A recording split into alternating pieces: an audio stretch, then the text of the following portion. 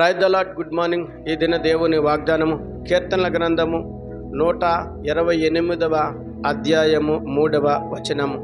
నీ భోజనపు బల్ల చుట్టూ నీ పిల్లలు ఒలీవ మొక్కల వలెనుందురు. అవును ప్రియ సహోదరి సహోదరుడా, ఈ దినము దేవుడు నీ పిల్లల కొరకు, నీ కుటుంబం కొరకు మాట్లాడుతున్నారు. అవును, నీ పిల్లలను నీ భోజనపు బల్ల చుట్టూ ఒలీవ మొక్కల వలె ఉంచుతానని ప్రభువైన యేసుక్రీస్తు వారి దినము నీతో వాగ్దానం ద్వారా మాట్లాడుతున్నారు. ఒలీవ మొక్కకు సాదృశ్యం ఏమనగా అది వేగముగా చిగురిస్తుంది, పచ్చగా ఉంటుంది, వాడక మరి చక్కని పచ్చదనాన్ని కలిగి ఉంటుందని, మరి ఒలీవ మొక్క వలె నీ పిల్లలు దీవించి ఆశీర్వదిస్తానని.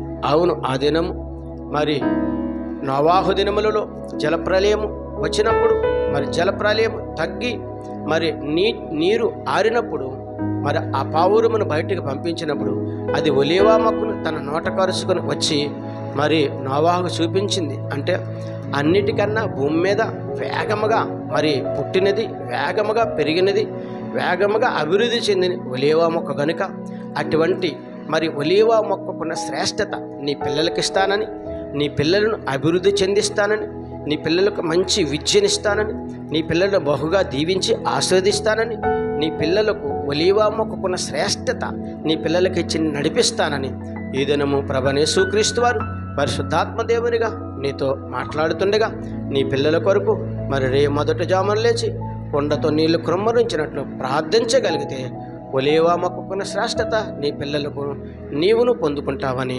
పరిశుద్ధాత్మ దేవుడి ఇది వాగ్దానం ద్వారా మాట్లాడుతున్నా. ఆమెన్. ప్రార్థన చేద్దాం. సకల ఆశీర్వచనములకు కారణభూతుడివైన మా యేసు ప్రభువా, నీ ఘనమైన నామానికి స్తుతులు స్తోత్రాలు, నీ సుందరమైన నామానికి లెక్కలేని వందనాలు. ఈ ఉదయకాల సమయంలో వాగ్దానమును చూసిన, వాగ్దానమును విన్న ప్రతి బిడ్డను దీవించండి, ఆశీర్వదించండి. యేసుక్రీస్తు పరిశుద్ధమైన నామములో అడిగి వేడుకొనుచున్నాను పరమ తండ్రి.